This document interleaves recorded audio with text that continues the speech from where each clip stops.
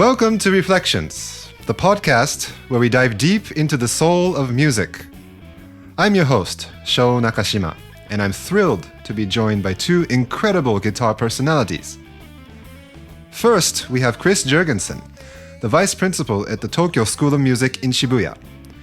Chris has enriched the music scene with his experience from Musicians Institute in Los Angeles.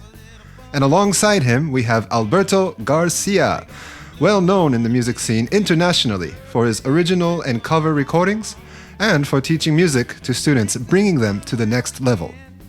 Together, we'll explore the reflections of music, life, and everything in between. This is episode 1. Hope you enjoy.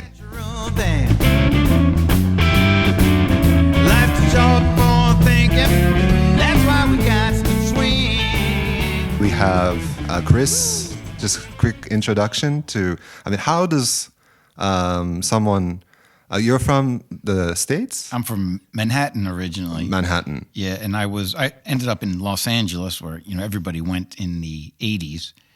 And I got headhunted from Musicians Institute to open these music schools here in Tokyo. I didn't really have any intention of going to Tokyo. I had played before in Tokyo, but I didn't assume I would ever live here, but they headhunted me, so now it's been 34 years. Amazing. You got headhunted. Yeah. Wow. That's a pretty long journey. Yeah, but I think, it's because I was young and sort of willing to do that. Mm-hmm. You know what I mean? Mm-hmm. And my career wasn't so crazy that I could just I couldn't give it up. It was for me, I thought it would be a year or two, and I ended up being here for a long time. Mm-hmm. Amazing. Well, we can get into what it's like to be a musician in Tokyo and all that jazz. But to my left, Alberto, I've known Alberto for quite a while. I actually take a lot of lessons with Alberto, and he really, got my playing to the next level, I think. Alberto from Canary Islands? The Canary Islands. In Spain. In Spain. From Tenerife. Is that a place? Yeah, there are 7 islands there. Oh, okay. And Tenerife is the second largest in population after Gran Canaria. Mm-hmm. I've never been to Spain. I'd love to go one day. Do you know the Canary Islands is not from the bird? It's from canine, because they got big dogs in the Canary Islands. That's what Canaria. Okay, so it's the dog race. Canine, like dog. That's right. Oh, kind of. Because you say canary in the coal mine, right? Yeah, that's about the birds, but not that's the Canary bird. Islands isn't about the birds. I thought it was. Also have a chicken of the frontier. Yeah. Okay. So we're going to talk about the English language on this podcast. Not much about guitar, but we're going to learn a lot about that. I'm Sho Nakashima. I am born and raised in Japan. My guitar playing these days is writing my own music, going to jam sessions, and learning. I try to improve as much as I can, and we all love the instrument. So let's go. Let's talk about it. Okay. Chris, what made you pick up the guitar in the first place? Girls. Like us all. Yeah, because I couldn't succeed at sports. I'm smaller generally. In Japan, I'm not that small, but in the States, I'm kind of small. Mm-hmm. And so I couldn't play, basketball or whatever. I couldn't do any of that. And so it was just a weird coincidence. My parents were not musical people. Mm. So I went to a friend's house. He played guitar, and he played a blues for me. You got to imagine this is the mid-'70s. And, when blues was still in a lot of music, right? If you knew the blues, you could hear Led Zeppelin or Aerosmith. Yeah. So he played the blues for me, and I even remember he's right in front of me. He played a blues in G, and I thought, wow, man, if I could do this, I could get some girls. And so he gave me a guitar. Mm-hmm. He got a new Epiphone guitar, and we thought that was some kind of fancy thing back then.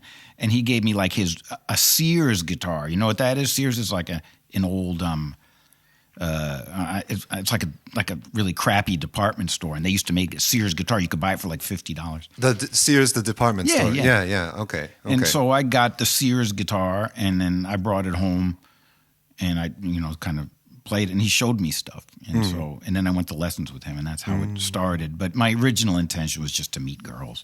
or not to meet them, just to seduce them with my musical skills. With the nice G blues. Yes. Awesome. Epiphone was pretty good back in the day. I don't know. I mean, it was like an amateur kind of guitar, I guess. But, But yeah, with the G blues, you're gonna get just a bunch of tunes, man. Yeah, well, but I wanted to graduate from blues and play like Led Zeppelin and Aerosmith and stuff like that. Yeah, that's another thing.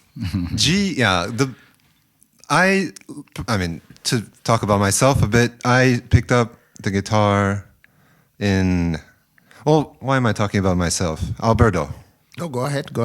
Well, because you said Led Zeppelin, and I'm born in the '90s, and my parents, people around me, played Beatles tracks, and so the British Invasion kind of music. I really watched a lot of History of Rock and Roll DVD, or it was VHS back then, but and really loved playing Beatles. And after Beatles, it kind of just went The Who, Kinks. And then it was Zeppelin, and then Zeppelin for a while. So, sure. Yeah. Jimi Hendrix too, but he didn't even get his start in the States. He got it in England, right? UK. England was really, the 60s and early 70s was really, that's where all the good music was. I mean, I remember, I struggled with Jimi Hendrix and Jimmy Page. It's like, who am I going to be? Like Jimmy Page and the Yardbirds, like Page, Clapton, and Beck. Yeah. And I was always into Page and Clapton. And then I think recently now it's like, okay, Jeff Beck's kind of whole different level. Different kind of thing. Yeah. And that's a lot of conversation there. So Alberto, what got me in? Well, yeah. What made you? Was it girls? No, it has to be girls. It wasn't actually. Yeah, I think I have been the most unsuccessful guitar player to get girls ever. You're playing too much G blues, man. Yeah, right. I mean, so no, actually, it was kind of funny. I had a friend. His name is Raul. He's my friend still. We actually hang out sometimes when I go back to Spain. And he had some nylon guitars at home that belonged to his father. And we actually played them when I went to his house. And I don't remember if once I took one home and then my father saw it, and my parents were not musical people, right? My father was like, where did you steal that from? And I'm like, I haven't. It's just my friend's guitar or something. And he make me take it back. And it was kind of embarrassing. So I asked for a nylon guitar to my mom. I said, for Christmas, it would be great if I can get a guitar. And I think that's getting me that guitar is their biggest regret ever. Because since then, I just play guitar every day. I learned a few chords. Then I started being more... I played piano since I was 5. So I was actually already kind of... By the time I was 12, I understood quite a lot of theory and music. But the interesting thing is I was completely hooked to South American singer-songwriting music. And it was incredible because these guys, they will play a nylon guitar and they will sing a song. And the music they're playing all these secondary dominants, super complicated stuff. And I wanted to play like them. So I practice and practice and practice. There was some names I could say like Pedro Guerra, Fito Páez, Silvio Rodriguez. Well, there are plenty of them, right? But too many to actually enumerate all of them. But I was really into that. And then was later on when I got into jazz and blues and other things, right? Yeah, coming from a rock background, when you hear a different kind of, a secondary dominant or something like that, some theory operating, you don't really know how to play it unless you can, look at a chart and read the music and stuff. Unless you know what they are, but it's hard if you never study music, right?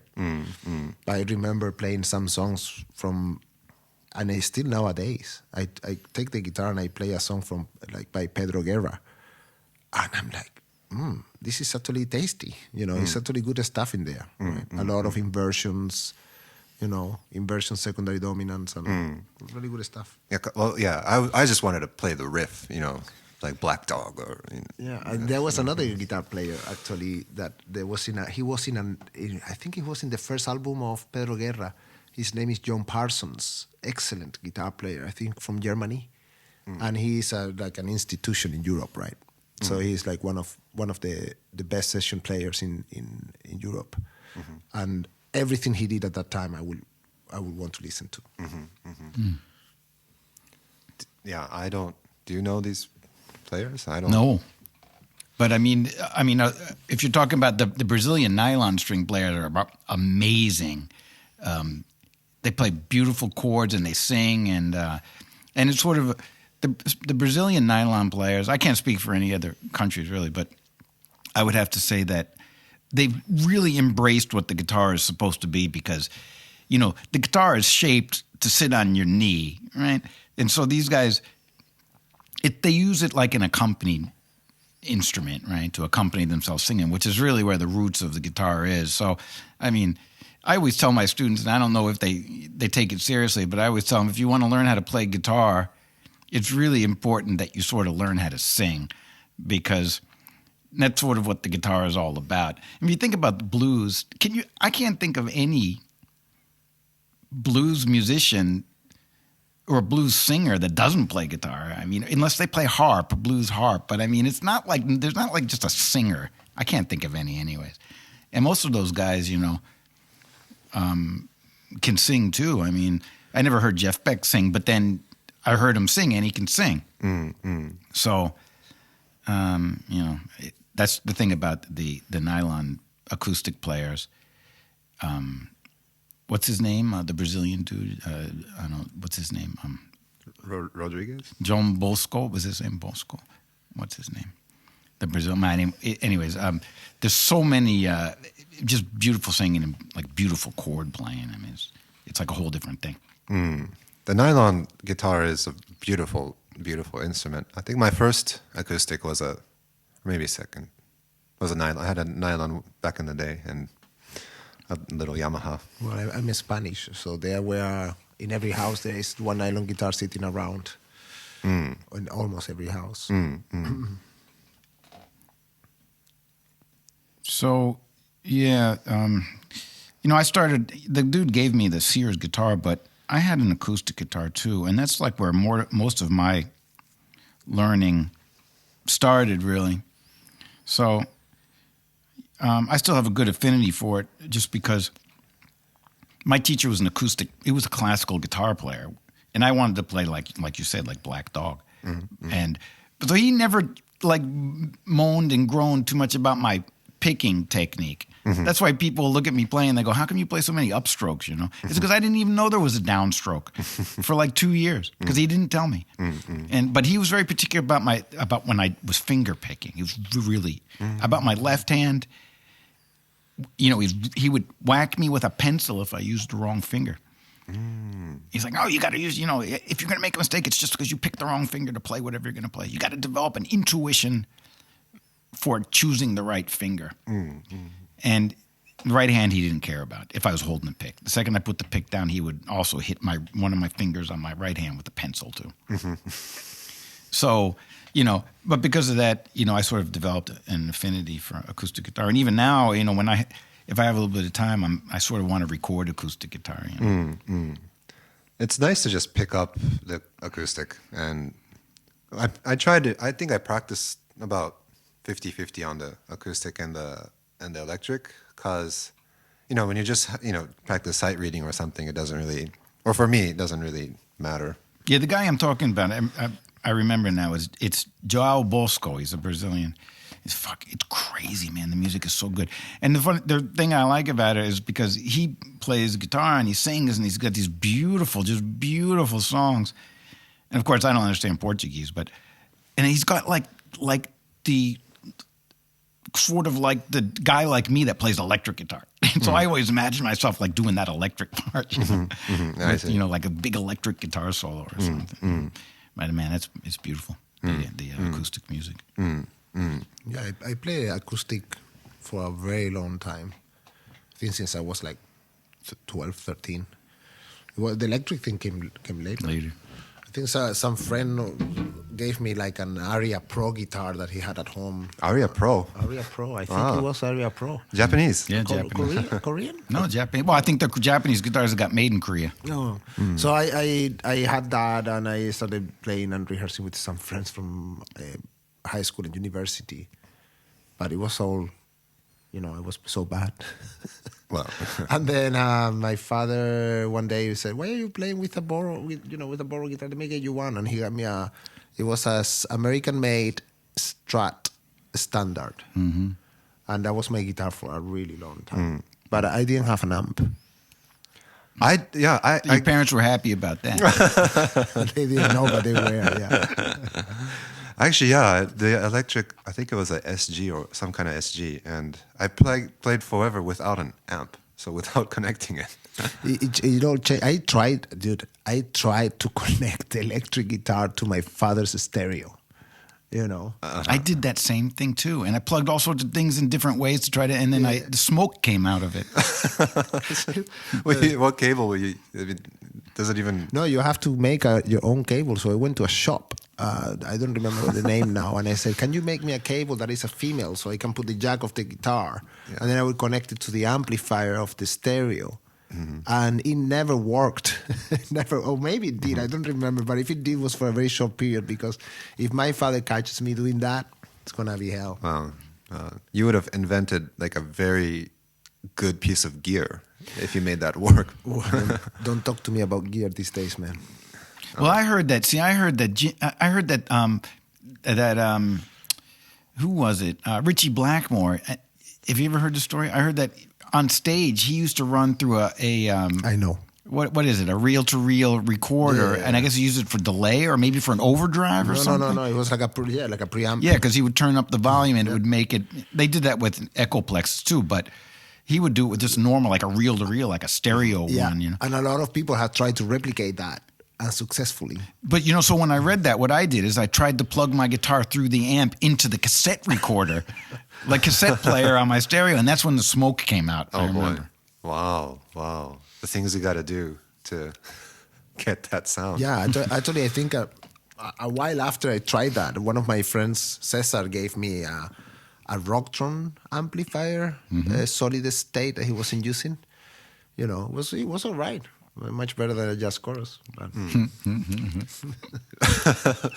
Let's not go there. Well, I'm sure there's ways to watch a lot of YouTube videos on people trying to make the JC sound great. But that sound of Richie Blackmore from that era was the best. Yeah. I wish I could sound like that.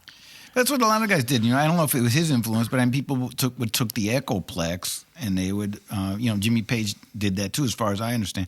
And it's got a volume in it, so if you turn the volume up. There's a preamp in it, obviously. Yeah, it's got a preamp in it. So a lot of people were, I don't know if a lot of people, but some people would do that. See, you guys are younger than me, but I started playing guitar in the 70s when there was no Boss pedals yet, really. Yeah, I see. And so there was you just got stuck with amps and whatnot. And then that was in the old days when you did have electro harmonics, right, with the big muff and that stuff. And then nowadays that's a different thing together, same brand name, but we didn't really have so much, and so we would try to figure out a lot of different ways to try to make the amp distort. I did try the Echoplex thing. I had a friend that had a vintage. He had a 72 Plexi. I think it was I don't remember the model. I don't know if it was a super lead or super bass. And he had a 72 and an Echoplex, and we tried that, and it sounded great. Yeah. But we were in a tiny apartment in Tokyo, so they weren't going for it. No, you would remodulate the whole thing. And that's what Exotic, their EP booster. That's what they're emulating with that. Right? Is that what you're using? I use the EP booster, and it has a real characteristic to it. It's not like a clean booster. It has its own kind of sonic quality that replicates that EP. Booster, and it's good. It sounds good. There's a lot of players that come along and change the sound of the guitar. Like you mentioned, Richie Blackmore, and there's many others. And What were some, players that you wanted to sound like growing up? You pick up the guitar for whatever reason, but we all kind of went to the electric guitar at some point. Who were some of the players? Yeah, for me, I mean, you guys are younger, so maybe it's harder to understand it unless you were like sort of around when that was happening. But for me, it was like 100,000% Jimi Hendrix, because Jimi Hendrix died in 1970. And I was born in 1964. I shouldn't even say that because I don't want people to know how old I am. But we can edit it. No, it's all right. It's just the beep. I was born in 19. Yeah, right, 1960. But so Jimi Hendrix was still like the earth. It was like still the aftershocks of Jimi Hendrix when I started playing guitar. Right. So he died in 1970. I started guitar in like 1976 or something. Yeah, but everybody was still like copying Jimi Hendrix. Everybody. And if people to say that Jimi Hendrix, the music sounds kind of old, and younger guys will say that, but I go, okay, well, you just try to listen to like pre-Jimi Hendrix rock and roll and then post-Jimi Hendrix rock and roll, and you see how big a difference it is.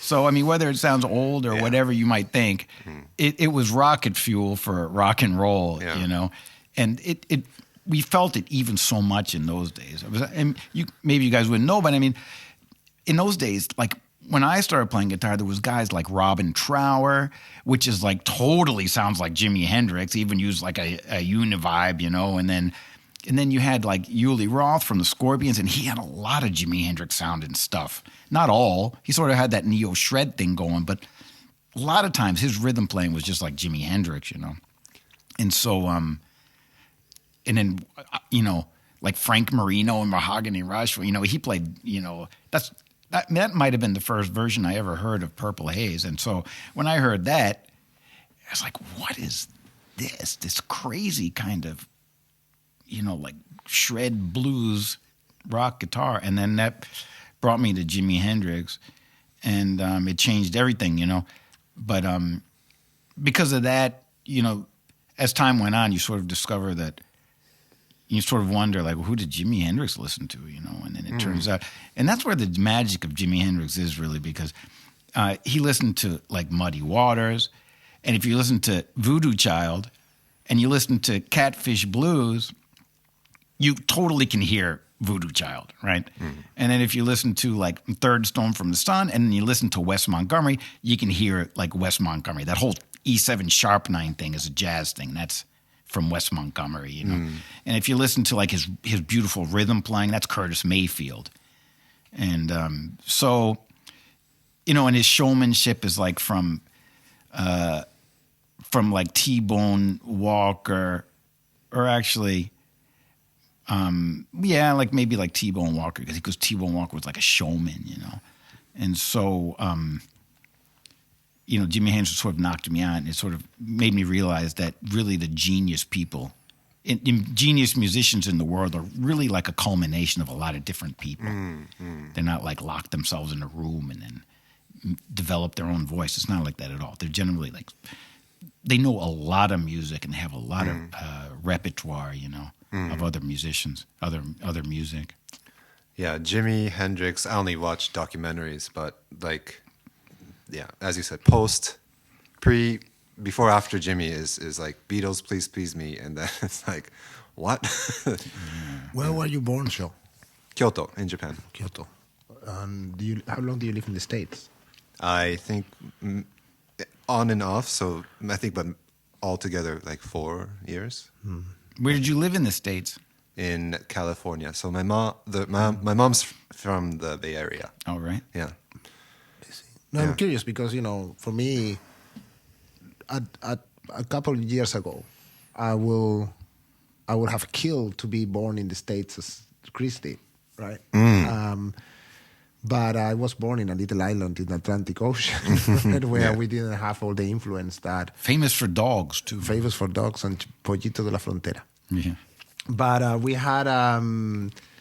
my influences were so different than any of my American friends. They are so different. And at first I thought, oh man, that sucks, right? But now I'm kind of happy it's that way because I definitely have something from that that no other people have, and my influences being what they were at first, right? I think like the first American guitar players I listened to were Grant Green, Pat Metheny, Scofield. And I remember the first time I heard Scofield, I'm like, I want to play like that guy. So you sort of went in the other way for me, right? It's like I sort of went from the Jimi Hendrix thing into like the jazz thing, and you were, checking out Pat Metheny and.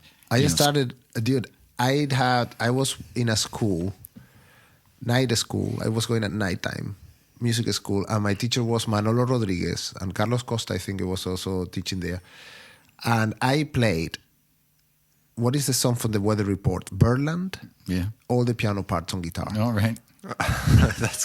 That's madness. That was craziness, right? And they still remind me these days, like, hey man, that was insane.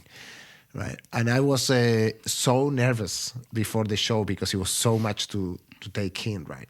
And I play all the keyboard parts. I remember that, and I was in love with that. Weather Report, of course. Pat Metheny, it was a huge influence at first, and then another one that I actually had was Pat Martino, who actually came to play once, and I watched him. He was at MI when I taught it. When I started, right around the time. He quit about the time that I was in school, Pat Martino. Wow. Like, all these guys, when I started... I'm definitely more the Chris route. I went the rock, and then sort of started to check out players like Grant Green. Grant Green is great, man. Great. Metheny, Pat Martino. Yeah, actually, maybe I should say that when I went to MI, Chris was there. You were there. I think I was back, right? I was like, I went back for a couple of years when you went there. But my friends now are like, oh, are you, if they see me hanging out with you in the internet, are you, do you remember Chris when he was teaching at school? I'm like, never went to his class. Well, because I was only there like a day or two a week. Yeah. Everybody was like kind of part-time, right? At that time, a lot of people were. Of course, yeah. So, you must have, in the flesh, seen... Scott, people like Scott Henderson. Of course, yeah. Well, I think I went in a different time, and the time that he was there was better than when I went. I still have good memories. I met a lot of great teachers and mentors, and I'm happy I went. But I think if somebody has to talk about MI, it has to be Chris. Yeah, MI was I went there in the early 80s, no, the mid 80s, and I started teaching there like in 87. And I was really happy that they hired me because I was teaching in the classroom between Scott Henderson and Alan Hines, and it was sort of a humbling experience because they were so good, And Scott used to come over to my classroom and like check out what I was doing. I'd start to shake and shiver, But I was lucky, I thought, because that was a springboard for me to get my session playing going in Los Angeles, just because I had a couple days there. I already had a career when I went there, but now I'm from the East Coast going to the West Coast, and so I didn't really know anybody, and I had to sort of get my career restarted, and it's like almost like being in a different country, right? So to get into MI. Was really a blessing for me, and I'm grateful for the time I had there. But MI was an interesting school back then, and it's because it was a music school made by guitar players. So basically, they just got all the session guys from all over Los Angeles to teach there. And when I went there was Robin Ford, there was Scott Henderson, who else was there? Pat Martino was there. Joe DiOrio was there. And that's how it was. And Scott Henderson was not like, I don't know if Scott Henderson's a superstar, but he just got his career going. He was just got the gig with Joe Zawinul. And it was just really good to talk to Scott and meet him on a daily basis. He played with Zawinul before Korea?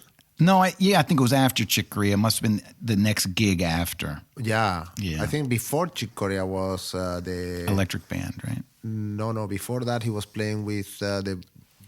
Yeah, that's right. what was it? Jean-Luc Jean-Luc Ponty. Jean-Luc Yeah. Ponty. And then he got the Chick Corea gig, I think. That's right. And that didn't last very long. And then Frank Gambale got it. And Frank Gambale taught there too.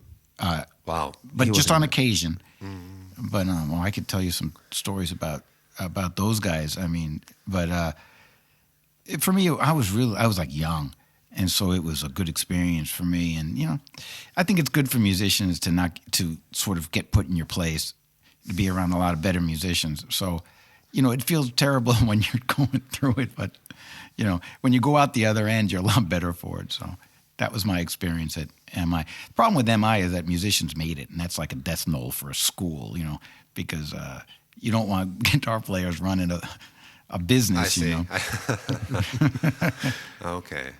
But you know what they did in those days, which me running a school in Tokyo, I can tell you it's absurd in a business aspect, is that, you got to think about, in those days, all the music for movies and TV was like small ensembles or orchestras, right? There was nothing like sequence. There was like MIDI had just started, you know what I mean? So AMI did something really beautiful for students from a business standpoint is like a nightmare. They would hire a big band in every Thursday and pay them union wage. For like a whole day, you would go and sit in and read charts with the orchestra, right? And that's because there was work like that in those days. Now you can't imagine that, really, I don't think. But in those, unless it's movie maybe. But I mean, if you listen to TV from the 70s, 80s, it's all like like big band music, or even like the cartoon The Flintstones. I mean, what's that? It's like rhythm changes. It's like a jazz it's like a jazz orchestra. A lot of shows back then, you can just hear the rhythm changes or some kind of progression. And so AMI used to hire like 30 guys to come in and pay them union wage just to, practice charts with, like 4, 5 bass players and 6 guitar players, and there was a lot there, but people weren't into that back in those days. But that's what they did for students, so it was a good time. Another thing about MI that was great is they did open counseling, which it's really sort of unheard of because, I used to have open counseling. Scott had it, Alan Hines had it, but you would just go there to the room and go in there and you go, hey, I want to learn how to play, whatever, giant steps or something, and then. Yeah, I remember going to the open counseling more than I was going to my actual lessons. Yeah, I did that too. Me because too. I was like, I'm sorry, but I'd rather talk to somebody that is a professional than go again over the intervals. Wow. Yeah. But anyway, when I went there, I actually already knew my way. So it was. I wouldn't recommend that to somebody that doesn't know theory. I already knew theory when I went there. Yeah. So I could just skip some lessons just to go and play with Alan Hines or Scott Henderson. Yeah, that was a good thing about MI because they had such amongst musicians, like well-known people there. So I mean, you have to imagine. I went from the East Coast to the West Coast, and you can't go and check it out. It's like you just got to bite the bullet and go.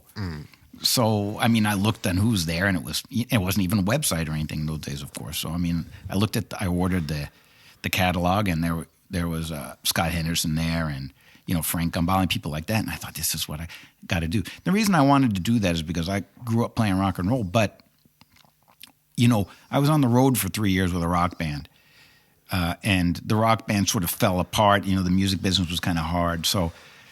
I went home, my parents were like after me. It's like, what are you going to do? What are you going to do? Yeah. And so I went to college because the local community college had a great music program. And I was just lucky that the one in my neighborhood was really good for music. And so when I went there, they finagled me into like hanging around after Theory 2 class and playing like jazz. And I didn't know anything. I had never heard this is me at 20 or something. I had never heard of Miles Davis. I didn't know who Wayne Shorter was. I didn't know who Schofield was. I didn't know any of these people. But they would like make me play like sort of that modal kind of jazz because my fingers were fast, right? And so through those things, I got to learn about, Miles and Coltrane, and then something went wrong, and my brain short circuited, and I decided I'm not going to ever play any blues. Like I'm never going to show anybody that I can do that. How embarrassing! And so I ended up going out to MI. I quit college after 2 years, and I went to MI, and just so I could study with Scott Henderson. And that's really where the cool stuff started for me, anyways. Wow, that's so. I mean, I wish I had that like in my face. I guess I mean like, you just gotta bite the bullet and go. But I feel like the guitar thing bit me later. Like I'm 33 now, and I feel like I started taking lessons with Alberto like 5 years ago. Already? 2. Jesus. Okay. I think I met you 5 years ago or something, but it was late 20s for me when I think I knew a lot of music before. Listening, I was just rock, and like I liked hip hop because that was in the 90s. That kind of happened, and hip hop, the jazz overlap there a little bit. So what was going on in the 90s? I mean, I think maybe that's where the issue is really because how old are you when you got a cell phone or you got access to the internet? Let's see. Well, the internet was the dial-up. I remember the dial. Right. So but if someone used the phone, you couldn't. But I think I was middle school. By middle school, I had a flip phone. Yeah, see, that's like where the issue is because people have a hard time discovering themselves because it's like when we were kids, it was like you were bored. There was what are you going to do? Either you're going to play like some kind of sports, which I sucked at, like I said, right? Or you're going to sort of like listen to the radio and like try to those are good days because there was only radio. I can't talk about the Canary Islands, but in the States, it was radio. There's radio, TV with 2 channels only when I was a kid. All right. Not like in America. And books, a lot of books, guitar books and chord books. And so you live in a better time than me because you're younger than me. We didn't even have guitar books. We didn't have anything. Oh yeah, I remember when I was 17 years old maybe getting the William Levitt from Berkeley. Yeah, I guess they might have had that, but you didn't really have like you couldn't. There wasn't like the internet where you could find out about books. You know what I mean? It's like you had to get like information from somebody. So I mean, everything was like a hint. And even music was a hint because you listened to the radio. And when we were kids, we would listen to the radio. But come on, you had tapes. Yeah, but you had to buy them, and so you had to. But you had to buy it, so you had to choose wisely. You see, that's like the issue. Yeah, I remember that. And that's why the internet like screws that up because with the internet, people are just like next. Yeah. But we listened to the radio, and because why do we listen to the radio? Because we had $10. But not only that, like the internet. It's not only the internet is the problem. It's not like everything is under your fingertips, but people don't want to look for it. That's the problem, right? No, because it's so much out there. No, that's right. That's exactly the issue. But not only that, things like YouTube where people think they can learn anything there. And it's usually wrong, Of course. I mean, I don't know about other things, but about guitar, it's usually wrong. Yeah. Except yours. my shit's all right. Yeah.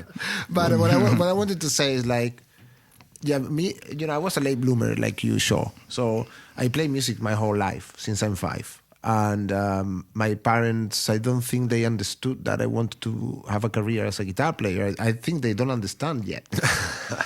I think they don't understand how I do it. What am I doing, right? But I did it. And I decided to go to the States when I was in my late 20s because I had a teacher that went there. And still he sees me sometimes and he's like, I kind of feel bad, man, that I actually got you go there and you know, and you had your life at that time, a girlfriend, a business. I was working with my father. I kind of feel bad that I did that. And I said, dude, that's the best thing that ever happened to me. You know. He felt guilty because he's like, you became a musician, you fucked up your life, you know. Well, I think I'm doing pretty well. Yeah. They say you have to. Everybody, Mom, Dad, I want to grow up and I want to be a musician. It's like, well, son, you can't do both. Well, my father, what he said, can't grow up. He said, I'm going to the States to study guitar. He said, you can go wherever you want, but I want you back at 10. But actually, there was something that, and I'm pretty sure you, Chris, agree that is something about doing what you love, right?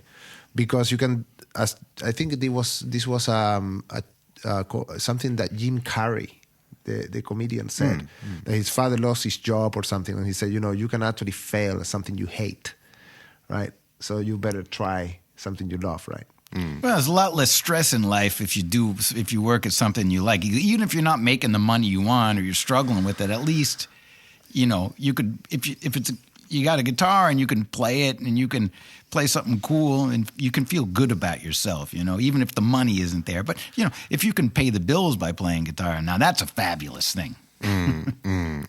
Yeah, absolutely. Yeah. The playing, because as someone, I've only, you know, made on and off money with the guitar, like helping as a support musician, but it's not, you know, you can't support a life. So I know I have a very kind of complex, low self-esteem towards, you know, even having a conversation with you guys who are, you know, making the money. But I think just recently now it's like I'm playing guitar as much as I can. I'm all right at it.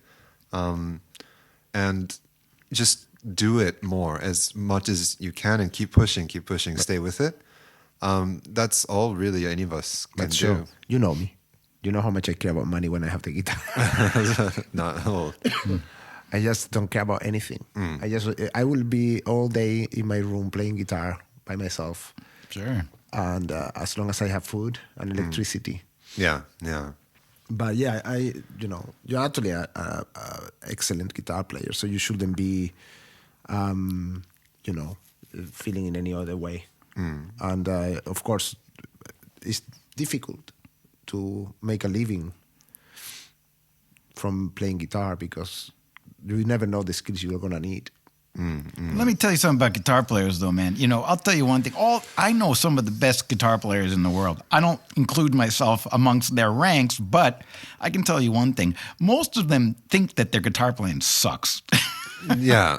Well, when you think you're very good, something is wrong. Yeah. None of those guys really a lot of those guys that I know, man, they don't even, Scott Henderson says all the time, he's like, once I record it, I never listen to it again. But I don't even want to hear it. I see. Yeah. No, but it's true, right? It's that feeling of not being good enough that makes these guys the monsters they are, right? Yeah. They're never satisfied, though. Never, really. Never. But are you guys? I definitely not. I mean, I'm sure you guys too. I mean, I don't see you guys saying like I'm the shit. You know?